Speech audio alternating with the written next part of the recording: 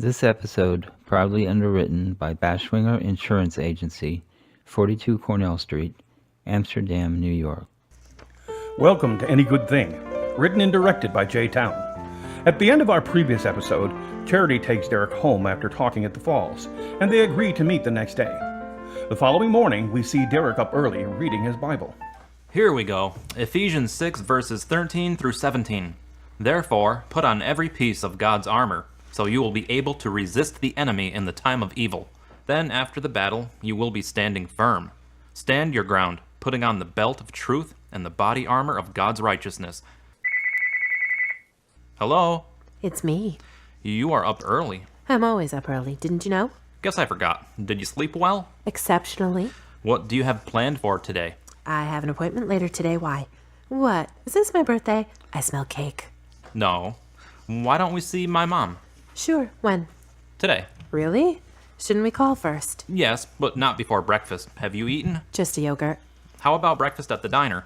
Can you use a never-ending cup of coffee? You read my mind, Hughes. Can you be ready in 20? I'll be waiting outside. She picks him up, and they drive to the diner. They arrive and enter, sit in a red upholstered booth, and order. So, I want to talk to you about something, but the food is going to get here fast, and I don't want to eat it in awkward silence because we're at odds or something. Why would we be at odds? Perhaps later. Come on, how about now? Well, it's just that we have different faiths. What is your faith? I believe in love, that love exists in many forms, and that the highest form is agape love, which lends a hand when needed and sacrifices in all situations, and that this and other forms are meant to guide us, to lead us into a better understanding of ourselves and each other, to better our lot in life. I agree with love being everywhere, but my beliefs are more concrete. How so? You know that guilt you feel when you do wrong?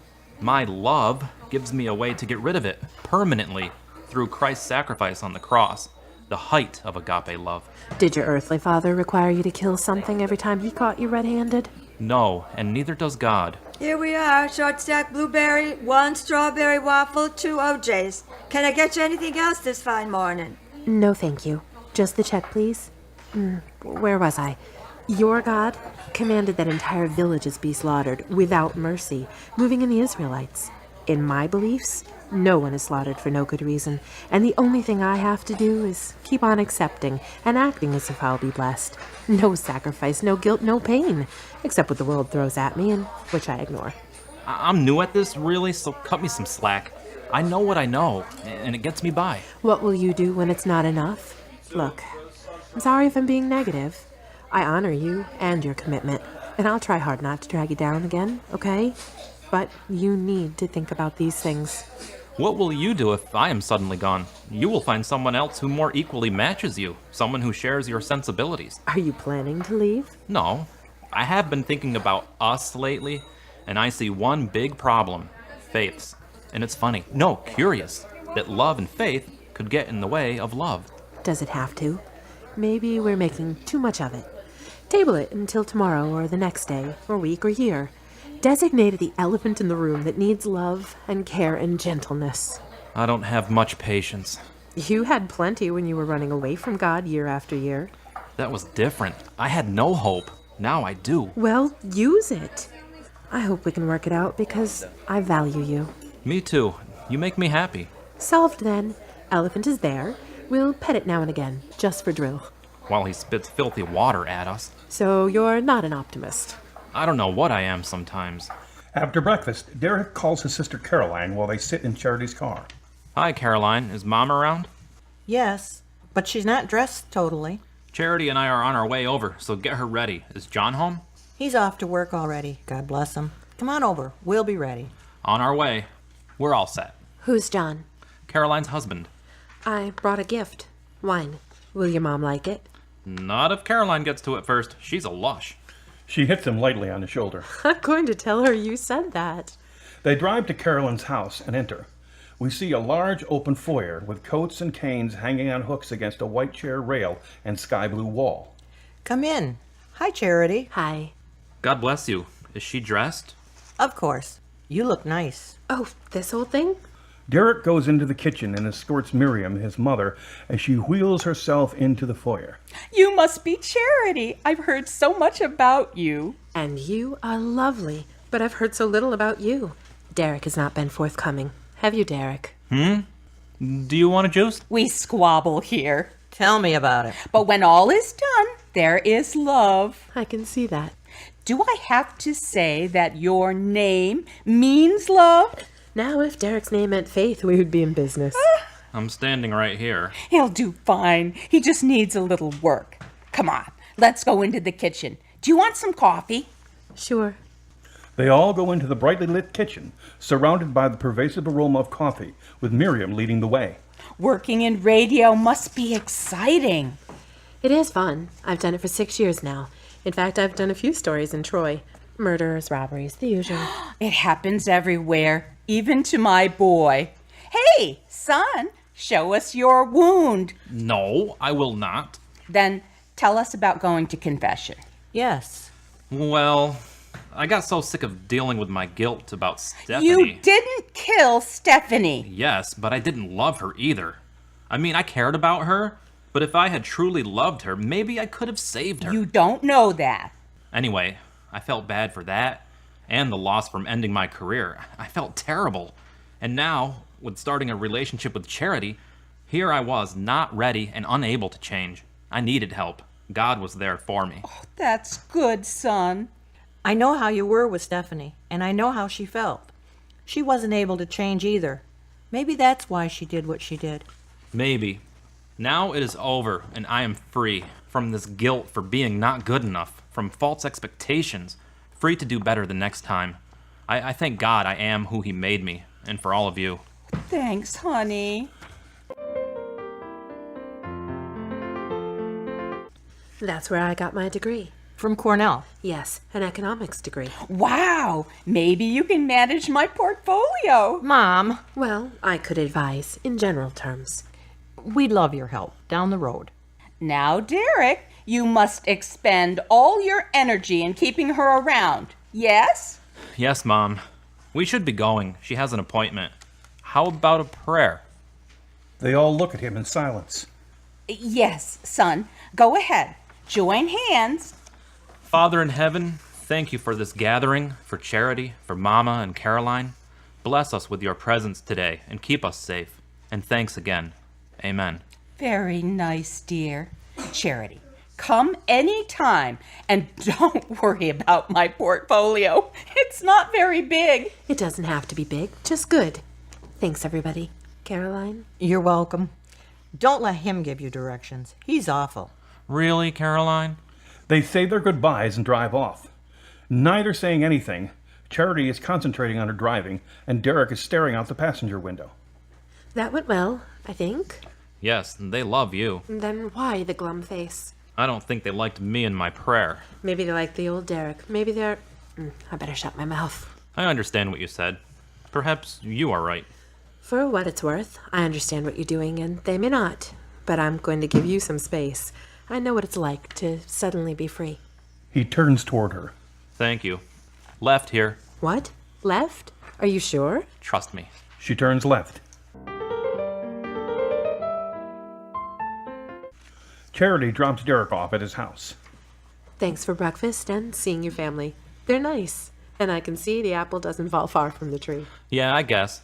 They are all sensitive, like me. I once dated an artist. He had long blonde hair, and he pulled it into a ponytail. I called him Sensitive Ponytail Man. And you are not him, so buck up. In what way am I not him? Poor choice of words. You're better. Get the point? Who's insecure now? You mentioned him, not me. I don't think I've heard you laugh more than a few times, Derek. It's a good sign. I am relieved. I can tell. That's good. Now, out, Hughes. I have a doctor's appointment. For your cysts? Yes, an ultrasound, so we can see how large they are. Do they hurt? Yeah, sometimes more than others. Can you tell? Sometimes. Mostly not. You hide them well. I get that from my dad. Okay, gotta go. Thanks again. He kisses her on the cheek and exits the vehicle. Charity drives to the hospital to get her ultrasound. She is called to come back to the exam room, changes into a hospital gown, and a technician shows her where to lie down on the gurney. My name is Rebecca, and I will do your reading today. Usually, my readings are done with tea leaves. Are you going to be more accurate than those? Funny, huh? I don't do funny. Of course, my mom thinks I'm funny. Of course, I'm just kidding. Now you relax. Everything will be just fine. Rebecca guides her through the procedure and sends her on her way with the instructions that the doctor will call her within 2 days with the diagnosis. When she is done, Charity goes home and calls her newest best friend. Elena, it's Charity. Hi, how are you? I just did the ultrasound. That's right. How did it go? So far, so good. It just depends on what they see as to what we do next. Are you worried? I don't know. They told me it would be outpatient surgery if they take them out, but just the word surgery unnerves me. If they are causing you pain, then they need to come out. It's not always unbearable, but it's always there, and I need to do something. Will you still give me a ride to and from? Yes, of course. Just give me some heads up, okay? When will you know? Within 2 days, so they say. I'll call you as soon as I know something. I would appreciate that. Don't worry, and call me. Hey, I'm getting another call, and Davis is patrolling. Gotta go. Love ya. See ya. Derek gets bored at home and goes for a walk. He travels through the city park. He sees an elderly woman seated on the end of a bench feeding the birds. He walks up and sits on the other end. Hi, how are you? Fine. How are you? I'm good because I am free. From what? Myself, my sin. Why would you want to be free of yourself and sin? We are always with ourselves and our sin. What I meant was from my tendencies to sin and self-destruction. Young man, I was just sitting here minding my own business, and the birds, which you have managed to scare away with your id, not looking for any great philosophical tete-a-tete. And you show up with your religion and nearly scare me away too? But I'm not leaving, you are. Take your views and your freedom and sell it down the river. Derek hesitates. Now! Derek gets up from the bench and walks away slowly. Derek walks slowly toward home, thinking aloud. I don't get it. What did I mean, why didn't she want to talk? I know not everyone wants to talk, but did I just not pick my target properly? I know, my recipient. I want you to show me where it is written that I did something, anything wrong. When I get in, show me. Derek finally makes it home, goes in, and right for his Bible. Okay, tell me. He opens at random to Isaiah chapter 54, verse 1 and 2. Sing, O childless woman, you have never given birth. What? I don't get it. He tries again in another chapter. Don't team up with those who are unbelievers. How can righteousness be partnered with wickedness? How can light live with darkness? No, this is not good. Wrong question. Derek slams the Bible shut and gets up and walks to the kitchen, and turns back to stare at it. He walks out again around the park to St. Joseph Church. He walks in. Hi, is Father Nelson in? No, he is out all day. Where did he go? He is on a mission. How about an appointment for tomorrow? Yes. How about 10 o'clock? Best I can do. Okay, thanks. He walks out and walks home. God, you said your strength is made perfect in weakness. Make it so, if you will. Otherwise, forget about it. I don't need this. Derek calls Charity several times without reaching her. Dinner time approaches, so he makes a box of macaroni and cheese in his last clean pot and eats it while watching television. The phone rings. He ignores it. It rings again, and he finally answers. Hello? Well, Hughes, I won't berate you for answering in an angry tone. I know you, at least a little bit now, and I sense that something external has triggered this in you, and you just need someone to break it all down for you. Sorry, it's been a somewhat frustrating day for me. How so? First, the prayer. Then an old woman in the park booted me off her bench for trying to talk to her about God. My, you get around. Sorry. Inappropriate. Then the father wasn't there to talk to. Then I couldn't get a hold of you. Do you see? Well, Derek, I do. It seems to me that you always look outside of yourself for solutions, while I believe that God put the answers inside you all along. Explain. This presence you talk to is God to you, but to a psychiatrist it could be an expression from a diseased mind. So I am sick in your eyes? Don't get wound up. I'm on your side. This presence you feel, does it lead you to do positive things or negative? I thought I was doing positive things, but I kept being shot down. Just because you may have failed at something doesn't mean your God didn't lead you to do them. It just means that he has to go through you, a rather imperfect vessel, and it is your task to sort out you from him, right? When you feel the promptings. Uh-huh, I see. Make them real to me. Thanks. I couldn't reach you. I was taking some quiet time. I saw where you called. Thanks. I ate mac and cheese from a pot. Oh, no. No, we will correct that soon. I have to go. Good night. Good night. In the morning, Charity calls Derek to see what his plans are. Hi, Derek. How are you? Fine, thanks. What are your plans today? I'm going to see Father Nelson at 10. After that, I'm free. Oh, I'm working from 10 to 4:30ish. How about dinner at 6ish? Meet me at my house. That's fine. See ya. Derek gets up, eats in a hurry, and goes to see Father Nelson. Hello, Derek. How are you? Fine, Father. How have the last few days treated you?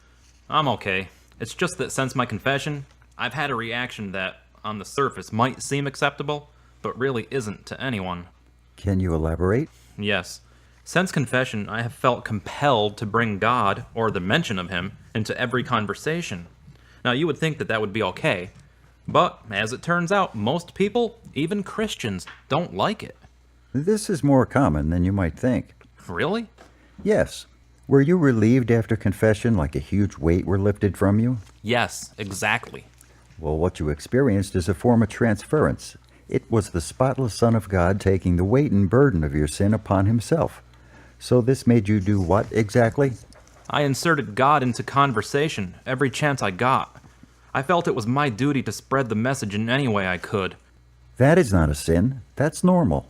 Your burden had borne down on you for years, and you were suddenly free. What would you expect your response to be? The blind beggars on the side of the road outside Jerusalem begged Jesus to heal them, and when he did, they worshipped him. The Great Commission makes plain our mission once we become converted, irrespective of contrary beliefs we may run across. But you said even Christians were displeased at your behavior?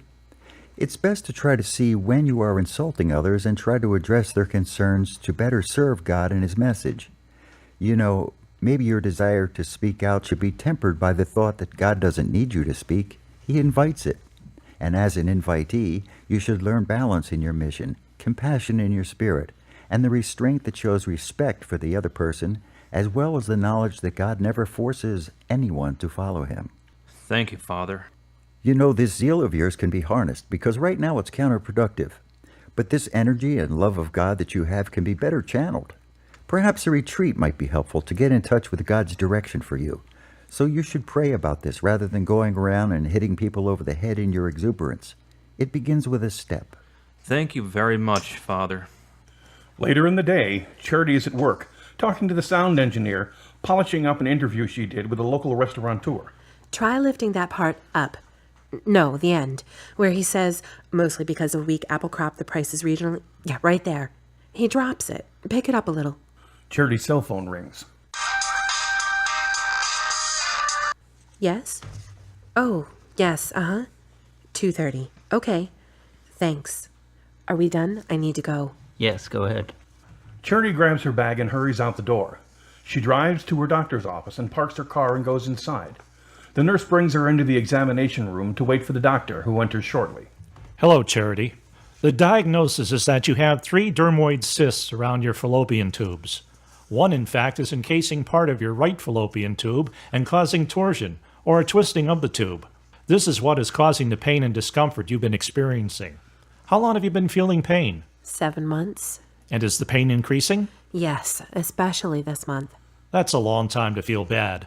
So with your permission, I would like to schedule laparoscopic surgery to possibly remove and biopsy the cysts before they cause you any more pain. Is the surgery invasive? We make about 1.5 inch incision in the abdominal wall and insert a scope in which we identify and remove all the cysts, so it's minimally invasive. When do you think we can do it? So you have decided to go ahead with the surgery? Yes. Let's let Dolores get you a date. She drives home, parks in the driveway, and calls her friend. Come on, Elena. Pick up. Hello? About time. I was coming from the bathroom. Give me a break. I got a date for my surgery. I thought you got a date with someone other than... What's his name? Go ahead. What is it? Next Wednesday at 7 a.m. at the hospital surgery ward. Sounds serious when you say it like that. It is serious. It's surgery. But it's outpatient, so you can pick me up at 2 the same day. Go get your hair done for all I care. Just pick me up at 6 Wednesday morning and 2 Wednesday afternoon. Got it? Got it. I'll say a prayer for you. Prayers never hurt. Bye. Later, Derek prepares to walk to Charity's for dinner. He reads one final passage. And have you forgotten the encouraging words God spoke to you as his children? He said, "My child, don't make light of the Lord's discipline, and don't give up when he corrects you. For the Lord disciplines those he loves, and he punishes each one he accepts as his child." Derek walks out his door and down dusky streets. His neighborhood passes by as he talks. You know, God, if I had known what paths lay ahead from years ago, I may have chosen to simply end. But now I know that with every task you give strength. With every test you send ample grace. And there is nowhere I can go from your presence. So move me and make me better, and give me a voice for you. Derek walks up to Charity's house. Her car pulls up just as he arrives. She gets out and gives him a long hug. Hi there. How are you? Good.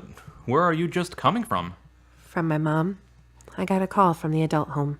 She doesn't look good. I'm sorry to hear that. Let's go in. I'll fix you something. They enter her home.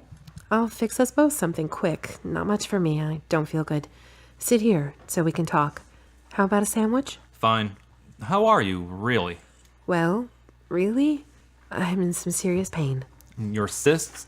Yeah, I don't show you, so you didn't know I was in pain. It started about 7 months ago. I won't tell you the other symptoms, but this twisting pain in my abdomen is the chief one. Now, this month has been the worst. What do you take for it? Right now, just ibuprofen. There are stronger drugs available if I want the side effects.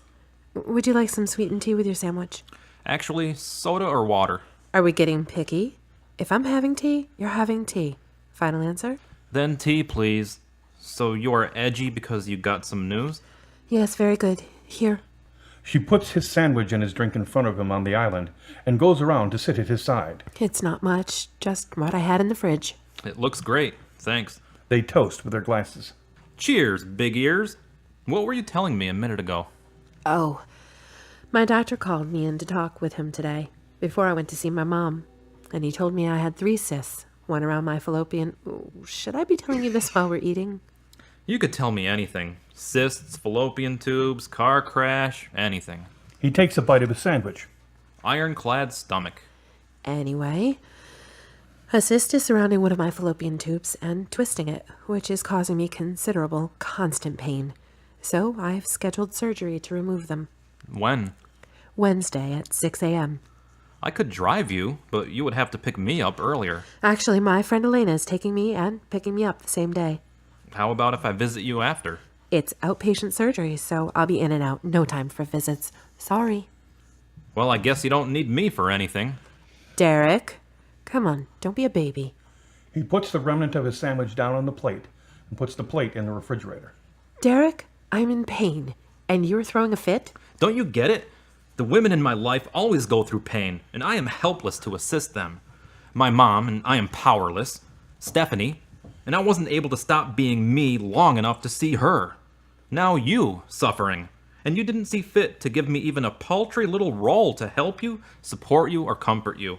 It wouldn't be so bad if you hadn't come across so prideful when you announced you had made your arrangements and left me nothing to do. I did no such thing. I made my arrangements on the spur of the moment with those best suited to help me.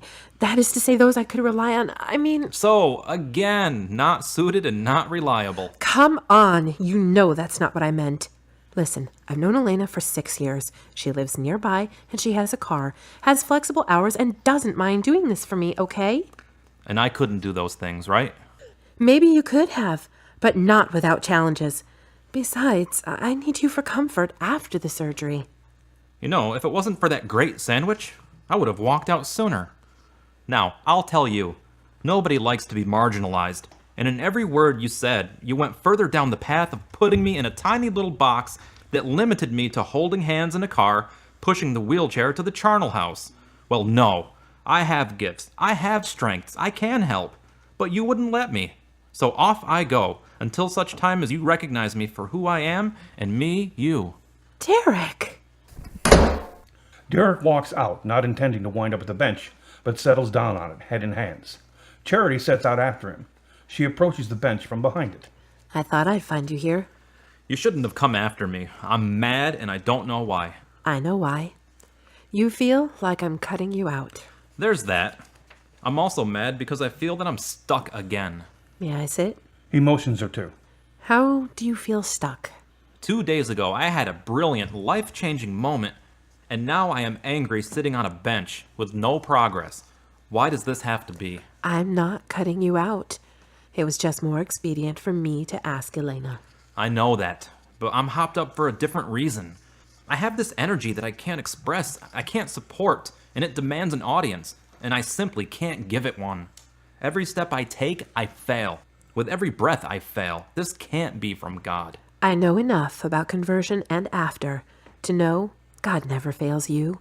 And I know that when you fail, it's meant to drive you back to love for strength. Perhaps you are looking at this wrongly. I guess that is so, but there is no reason for this. As for you cutting me out... I'm not cutting you out. Perhaps you're overreacting. Perhaps. But how would you feel if the person you are dating suggests that you should help, then pulls away when they need you the most? Hello, that's how I feel every day with you. I know you need me and perhaps want me, but most days you're so distant Not lately. Allow me to finish. You're better lately, so perhaps I should discount your pre-conversion, if I can use that word, behavior, and focus only on the now.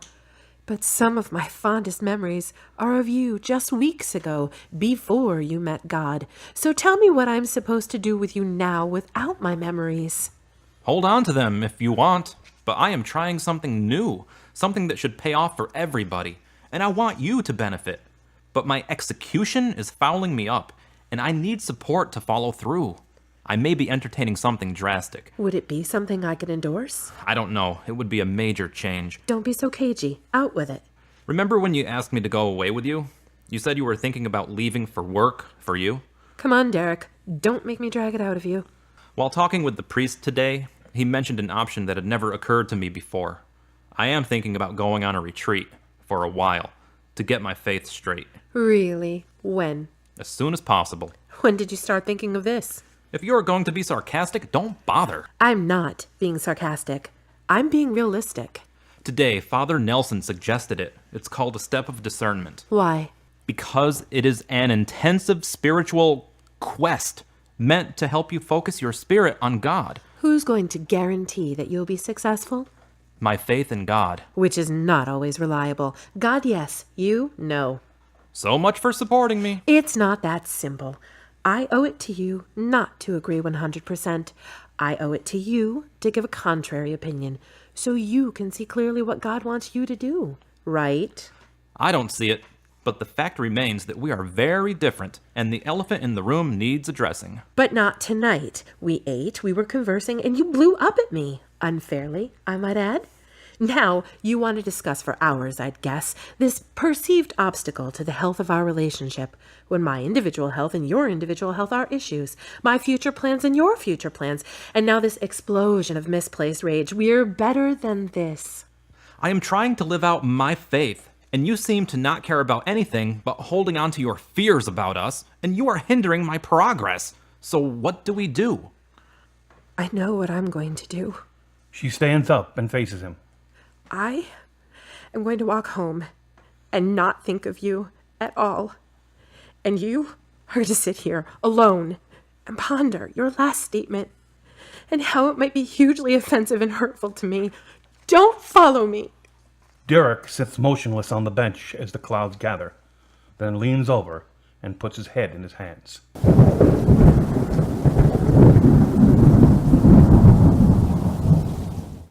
Thank you for listening to our episodes this year. This episode cast include Tracy Clemis as Charity Rodriguez, John Salerno as Derek Hughes, Laura Lee Whitlock as Carolyn Peterson, Cheryl Charbonneau as Miriam Hughes, Steve Donovan as Father Nelson, Homer Charbonneau as Dr. Lewis, Kathy Ozug as the waitress, the church secretary, and the old woman in the park, Karen Alteri as Elena Hutchinson, Belinda Vare as the ultrasound technician, and Scott W. Fields as the narrator.